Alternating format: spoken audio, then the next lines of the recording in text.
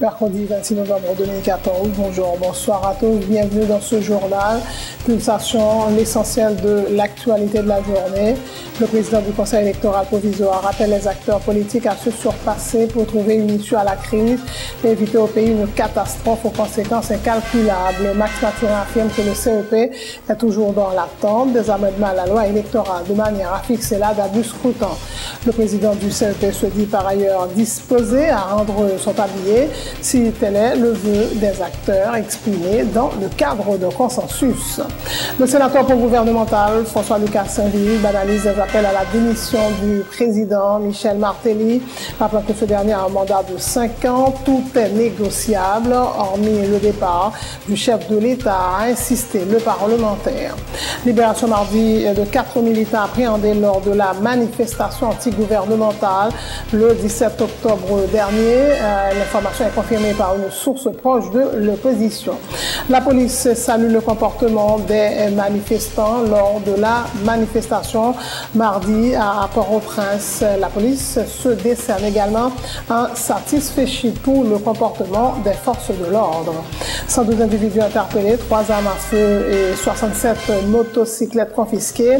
C'est le bilan d'une série d'opérations menées à Fort-Touron entre le 15 et le 25 novembre, annonce le porte-parole de la PNH. Le commissaire François Lerbourg informe que ces opérations participent d'un plan de sécurité dans la zone métropolitaine de Port-au-Prince à l'occasion des fêtes de fin d'année. L'actualité internationale, le président américain Barack Obama a fermement condamné les violences enregistrées à Ferguson après la décision du grand jury de ne pas poursuivre le policier blanc responsable de la mort du jeune afro-américain Michael Brown en août dernier. Le policier Darren Wilson affirme avoir bonne conscience et qu'il aurait eu la même réaction s'il était face à un jeune blanc, arguant que Michael Brown voulait le tuer. Une nouvelle affaire d'élèves disparus au Mexique alors que le pays est secoué par la disparition de 43 étudiants d'Iguala. Depuis le 26 septembre, on apprend que 31 lycéens ont été enlevés dans la ville voisine de Cocula par des hommes armés et leurs proches sont toujours sans nouvelles d'eux depuis 4 mois. En sport, le Qatar présente les plans du futur stade Khalifa International Stadium rénové, climatisé. Khalifa International Stadium, d'une capacité de 40 000 places, sera le 3e stade de la Coupe du Monde 2022. En dominant Miami Heat 114-97 en Floride, les Golden State Warriors ont signé mardi leur 6e victoire d'affilée en NBA, conservent la 2e place de la conférence Ouest. Les Chicago Bulls se sont inclinés contre Denver 114-109.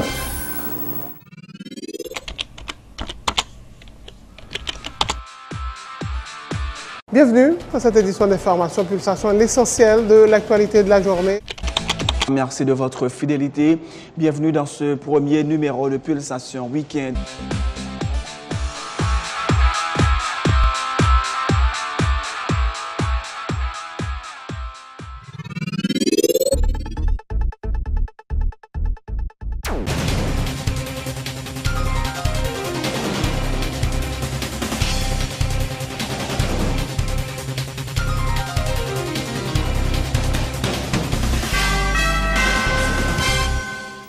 Chef, bonjour, bonsoir et bienvenue dans le développement du journal. Le président du Conseil électoral provisoire appelle les acteurs politiques à se surpasser pour trouver une issue à la crise et éviter au pays une catastrophe aux conséquences incalculables. Max Mathurin affirme que le CEP est toujours dans l'attente des amendements à la loi électorale de manière à fixer la date du scrutin. Il rappelle qu'une fois la loi électorale amendée, le CEP aura besoin d'entre 4 et 5 mois pour organiser les élections. Il annonce d'autre part que des démarches ont été entreprises auprès du ministère des Finances dans le but de dégager les prévisions budgétaires pour payer les salaires des fonctionnaires des organes déconcentrés que sont notamment les BED et les BEC. Nous travaillons avec le ministre des Finances sur les provisions budgétaires pour payer les salaires des structures déconcentrées, c'est-à-dire les BED et les BEC. Dans le budget de fonctionnement, il n'est pas prévu pour salaire BEC à BED ni salaire personnel qui travaille avec eux. Nous avons des contraintes budgétaires qui fait que nous pas qu'à répondre à besoin BED à BEC.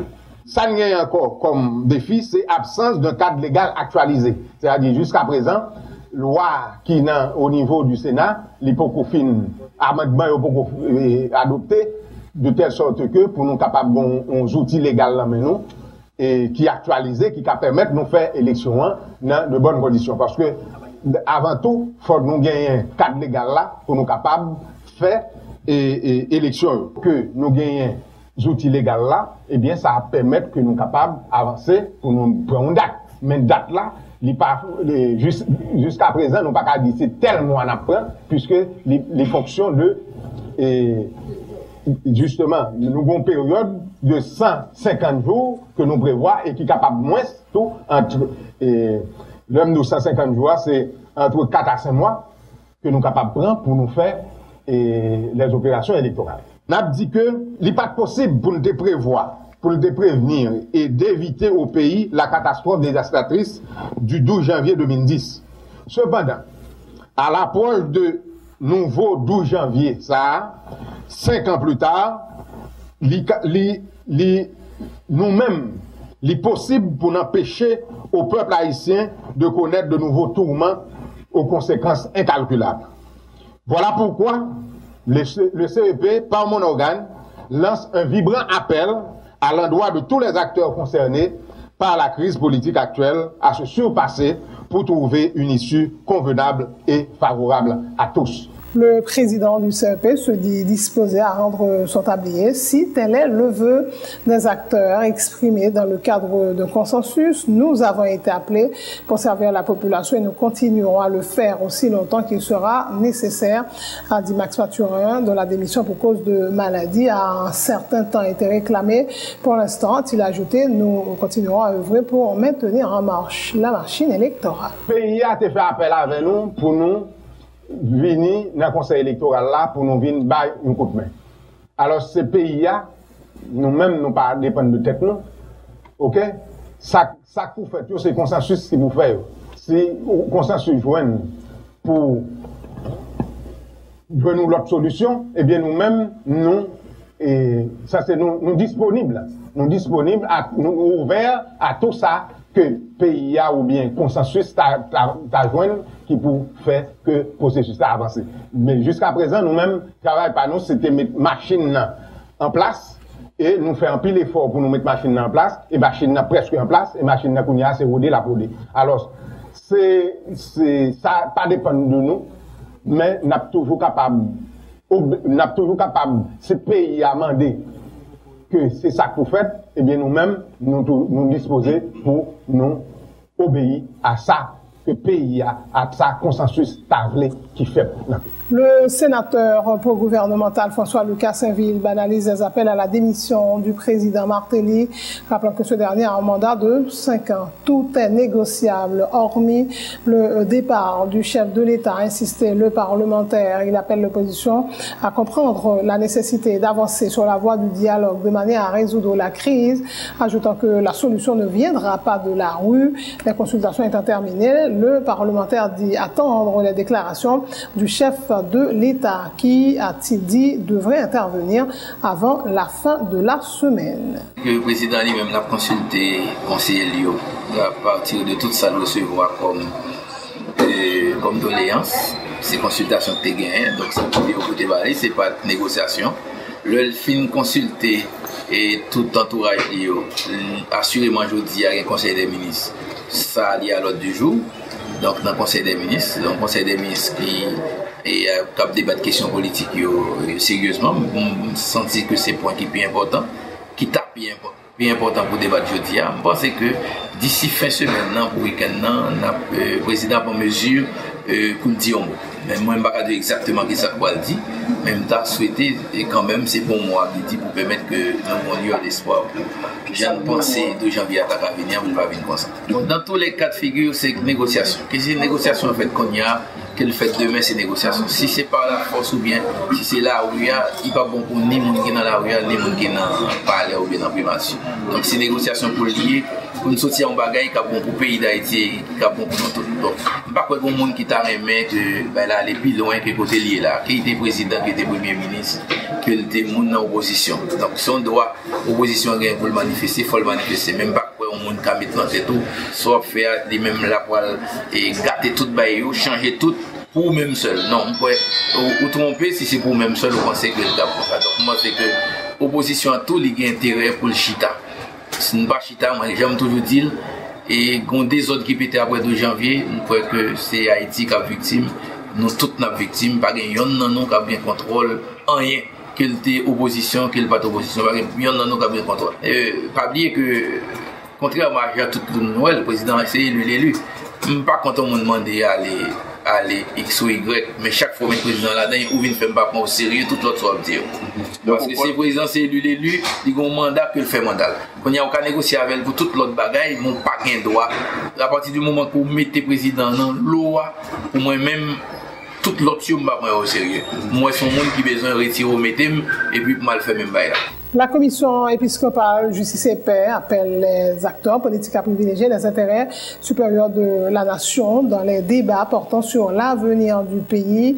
La présidente de la GILAP, Jocelyne Cola-Noël, demande également à l'exécutif de faire une meilleure gestion des ressources publiques, en cessant notamment de les utiliser à des fins de propagande. Ces questions et d'autres ont été débattues lors de l'Assemblée générale de la GILAP organisée du 19 au 21 novembre autour du thème « Planifier l'avenir pour toute petite pays » qui a gagné l'avis, les précisions de Jocelyne Cola-Noël. Assemblée générale nationale là est faite sous thème planifier l'avenir pour tout petit pays à gagner la vie. Et thème ça délégué qui était sorti dans toutes 10 départements pays avec quelques intervenants qui étaient là, te permettre de réfléchir sur l'aspect politique, économique, social, psychologique et écologique thème. Donc réflexion yo délégué yo te fait permettre de regarder diverses réalités pays à vivre journée jodia qui bail gros calcul en pile réflexion et qui fait nous dit tout ça qu'a fait dans pays a pas mettre moun dans mi-temps question yo c'est plutôt l'autre bagaille et l'argent et politique et pouvoir. Donc c'est ça qui plie, c'est à prendre place moun. Commission épiscopale nationale justice et la paix, nous devons rassembler force positive nous yo pour nous capable planifier l'avenir pays à plus bien. Comme ça, nous demander pour dirigeants yo dans toutes 3 branches pouvoir l'État haïtien planifier l'avenir pays pour tout le monde capable vivre tant que moun. Pour yo mettre sous pied politique publique dans différents domaines qui transparent et puis qui garantit droit moun gain. Pour le gouvernement, si ce n'est pas utiliser l'argent pays à faire bamboche, gaspillage et propagande pendant la petite dette pour petit à petit pays. La commission continue à demander aux politiciens à tout niveau montrer que la paix, justice et vraie entente dans le pays. Les partis politiques doivent montrer à clair qui vision et projet politique ils ont gagné pour le pays. Ils doivent dialoguer et négocier sur vrais problèmes pour jouer une bonne solution. Libération mardi de 4 militaires arrêtés lors de la manifestation antigouvernementale le 17 octobre dernier. La nouvelle est confirmée par une source proche de l'opposition. Cependant, nous n'avons pas de détails sur l'identité de ces personnes qui ont donc recouvré la liberté après environ 10 jours de détention. La police nationale salue le comportement des membres de l'opposition lors de la manifestation. Mardi, à Port-au-Prince, les policiers ont également eu un comportement exemplaire. Se félicite le porte-parole de la PNH, le commissaire Franz Leurbourg. Cela a réaffirmé la volonté des forces de l'ordre de respecter les droits de tous citoyens manifestés. Franz Leurbourg a précisé que les agents de la PNH sont également déterminés à remplir leur devoir de maintien d'ordre. Je remercie la direction générale de la police là. Je remercie l'UTF saluer le comportement policier avec tout manifestant dans la manifestation hier. La police a profité pour lui faire remarquer que depuis qu'il y a un bon comportement, bon manifestant, la police a toujours garanti le droit pour les manifestants. Là pour nous la nécessité qu'il y ait que dans la manifestation, pas ni armes sauf armes la police, ni kachapika ni wash. Pour pendant la garantie droit pour nous manifester, pour nous manifester, mais tout de voile pour garantir l'ordre. Et c'est ça que me dit, c'est une manifestation qui bien passée. Et nous espérons que la prochaine manifestation va passer dans les mêmes conditions, parce que la police toujours disposée et la renouvelée détermination pour que nous accompagnions les droits pour manifester, et pour la police toujours accompli devoir, tout de garantir l'ordre. Donc pas aucune raison pour aucun problème si que tout le monde était dans une ligne démocratique leur peut exprimer et revendication. Zam pas mélanger à la manifestation. Si il y a des armes dans la manifestation, c'est la police qui vous gagne. Parce que si on n'a pas besoin des armes, on fait revendication, on passe. Nous pensons que même autorité, si une autorité a des armes dans l'État n'a avantage l'État en général en tant que collectivité, l'État en tant qu'instrument de politique et l'État a tout en tant que structure organisationnelle pour connaître que chaque monde a un rôle par eux en dedans en société et là chaque monde occupe espace pour occuper. Il ne faut pas empiéter sur prérogative l'autre, c'est le ça que a fait. Au moins 112 individus interpellés, 3 armes à feu et 67 motocyclettes confisquées au cours d'une série d'opérations menées à Fort-Touron entre le 15 et le 25 novembre, selon un bilan communiqué par le porte-parole de la PNH. Le commissaire Lorbourg informe que ces opérations participent d'un plan de sécurité élaboré pour les fêtes de fin d'année dans la zone métropolitaine de Port-au-Prince, où pas moins de 31 points fixes ont été mis en place. Opération et fête de fin d'année, que côté nous connaît que un plan de sécurité global, côté que la police et en métropolitaine déployé plan déjà, mais avec un effectif qui réduit, parce que on prévoit mobiliser environ 2000 personnes pour les fêtes de fin d'année, y compris à MINUSTA, FPU, pour nous capables de sécuriser la période de fête de fin d'année. Bien que il y a des cas que nous relevons qui montrent que nous avons commencé à frapper bonheur. Et nous avons précisé les résultats opération Port-au-Prince lui-même fait dans Fort-Touron. Depuis le 15 novembre, dans le cadre du plan général là, nous sommes obligés de faire un plan localisé en donnant Fort-Touron, même côté que la police Port-au-Prince, de 15 à 25 novembre qui se passe là, mené un ensemble d'opérations, qui a abouti à environ 112 arrestations. 112 arrestations, 3 armes, ces armes que aussi saisi dans monsieur Cap, signé la troupe là en bas. Et il y a des armes là dedans qui ces armes la police reconnaître. Et il y a 67 motocyclettes qui confisquées dans le cadre d'opération ça. OK? Et on a dit tout que plan ça l'immobiliser en pile policier. Port-au-Prince divisé dans le plan ça en 24 secteurs. Et là-dedans, il y a 24 secteurs qui sont occupés côté cap, il y a des rondes de patrouille et il y a 31 points fixes qui répartis sur toutes les zones Port-au-Prince. Donc, dans le cadre de ça, il y a dans rue Saint-Honoré là, 19 novembre, et la police Port-au-Prince saisit 13 kilos de marijuana, ok, et a arrêté 4 personnes.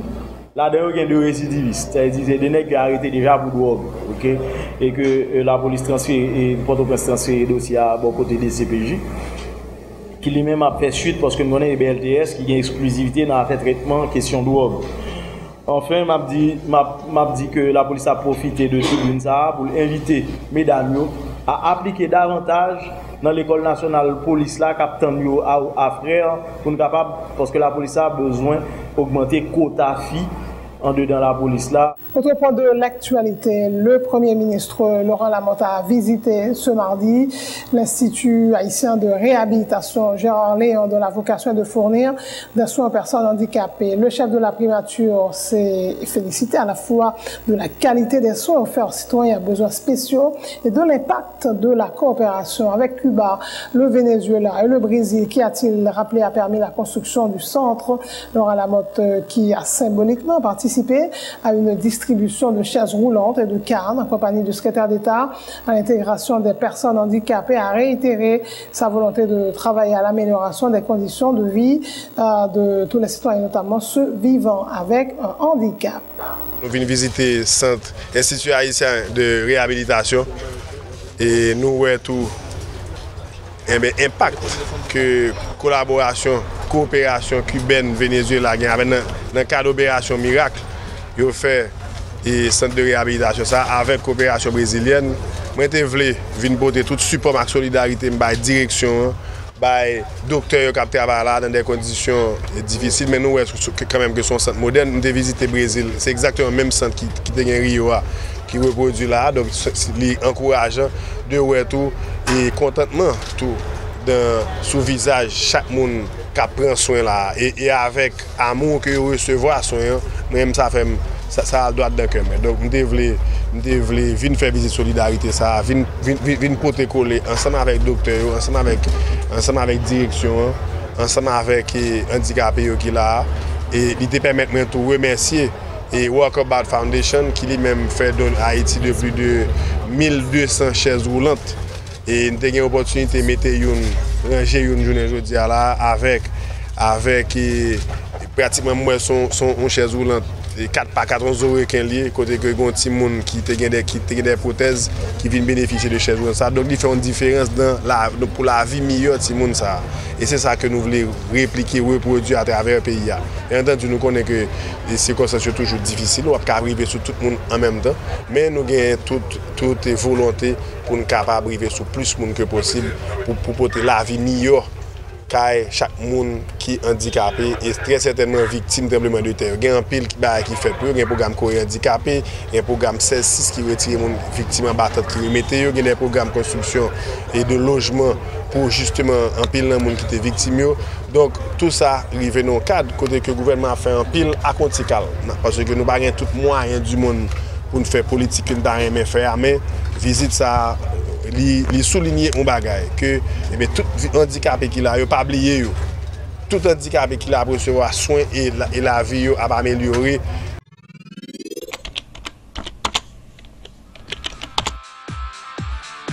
Bienvenue à cette édition d'information Pulsation, l'essentiel de l'actualité de la journée. Merci de votre fidélité. Bienvenue dans ce premier numéro de Pulsation Week-end.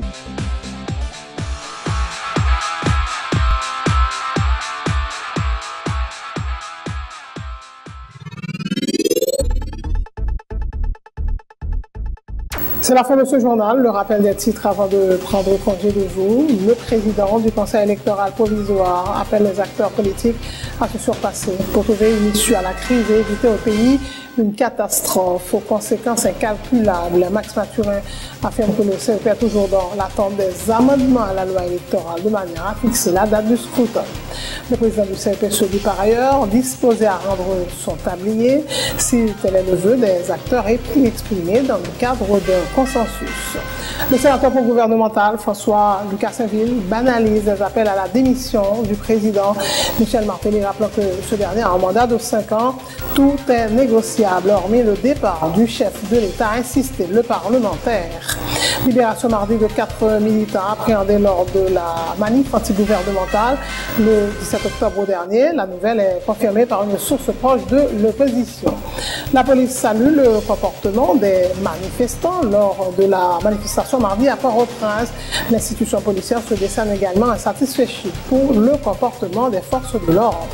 112 individus interpellés, 3 armes à feu, 67 motocyclettes confisquées. C'est le bilan d'une série d'opérations menées à Fort-Touron entre le 15 et le 25 novembre, annonce le porte-parole de la PNH. Le commissaire François Lorbourg affirme que ces opérations participent d'un plan de sécurité dans la zone métropolitaine de Port-au-Prince à l'occasion des fêtes de fin d'année. Le président américain Barack Obama a fermement condamné les violences enregistrées à Ferguson après la décision du grand jury de ne pas poursuivre le policier blanc responsable de la mort du jeune afro-américain Michael Brown en août dernier. Le policier Darren Wilson affirme avoir bonne conscience et qu'il aurait eu la même réaction s'il était face à un jeune blanc, arguant que Michael Brown voulait le tuer. Une nouvelle affaire d'élèves disparus au Mexique alors que le pays est secoué par la disparition de 43 étudiants. Voilà, depuis le 26 septembre, on apprend que 31 lycéens ont été enlevés dans la ville voisine de Cocula par des hommes armés. Leurs proches sont toujours sans nouvelles d'eux depuis 4 mois. Le Qatar présente les plans du futur stade Khalifa International Stadium, rénové et climatisé, un stade d'une capacité de 40 000 places. Khalifa International Stadium sera le 3e stade de la Coupe du Monde 2022. Basketball NBA, en dominant Miami 114-97 en Floride, les Golden State Warriors ont signé mardi leur 6e victoire d'affilée. Et NBA conserve la 2e place de la conférence Ouest. Les Chicago Bulls se sont inclinés contre Denver 114-109. Merci d'avoir suivi ce journal. Bonne suite de programme sur Télé Pluriel.